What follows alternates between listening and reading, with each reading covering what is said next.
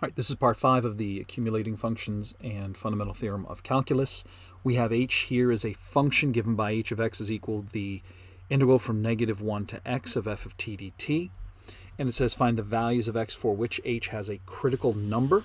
Label each of these points as a relative maximum, a relative minimum, or neither. So first thing we need is it's a critical number of h if the derivative of h is 0 or undefined. So I need to start by finding the derivative of h.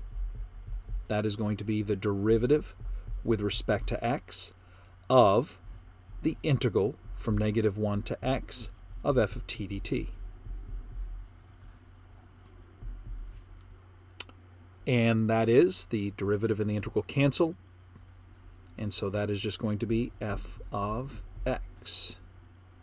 So the first result we have here is that h prime of x is equal to f of x. So h prime will be 0 or undefined wherever f of x is 0 or undefined. That happens at -1 and at +1. So -1 and +1 are critical numbers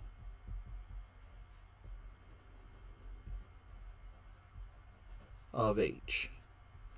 Now we have to determine whether these are relative maximums or relative minimums. Well, it is a relative maximum if the sign changes from positive to negative, and it's a relative minimum if the sign of the derivative changes from negative to positive. And so we have here, it's going from positive to negative at -1. So x equals -1 is a relative maximum because f changes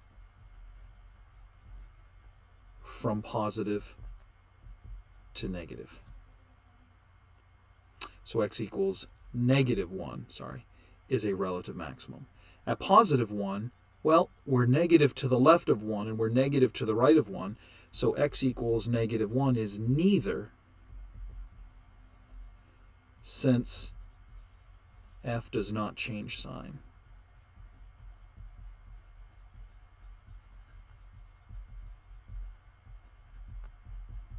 At x equals 1. State the intervals on which f or h is increasing. Well, again, h will be increasing wherever f, the derivative, is positive.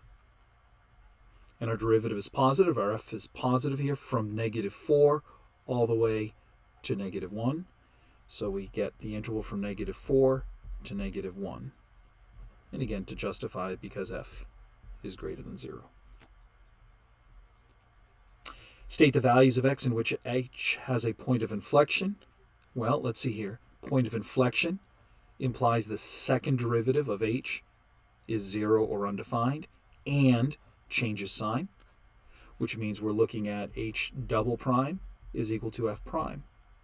So we're looking at where f prime is undefined or 0 and changes sign. So let's see here. Where is the derivative going to be 0 or undefined? Well, in this case here, the slope at -2 is undefined, does not exist because we have a corner. At -1, we have another corner. Our slope, is 0 at 0. And it's undefined at +1. So let me rephrase again. Our slope is undefined at -2.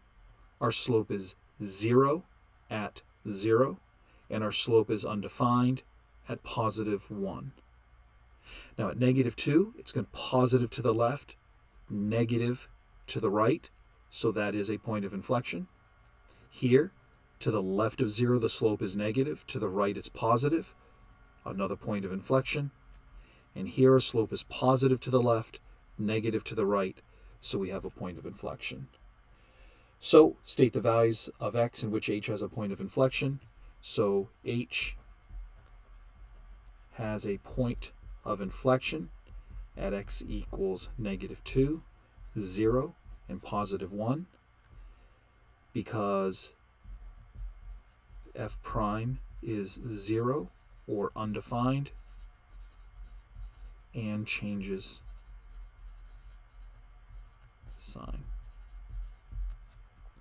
Okay.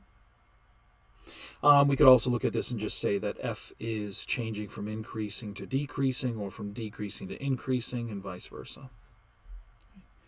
D, state the intervals in which h is concave down. Well, again, h is going to be concave down wherever the slope, f prime, the slope of f prime, is negative. And the slope of f prime is negative from -2 to 0, and from 1 to +3. So the intervals on which h is concave down will be -2 to 0 and 1 to 3, because h, well, we can say this, that h prime, which is f, is decreasing. Or we can say h double prime, which is f prime, is less than 0. Either way. Okay, we'll continue with these other examples in the next video.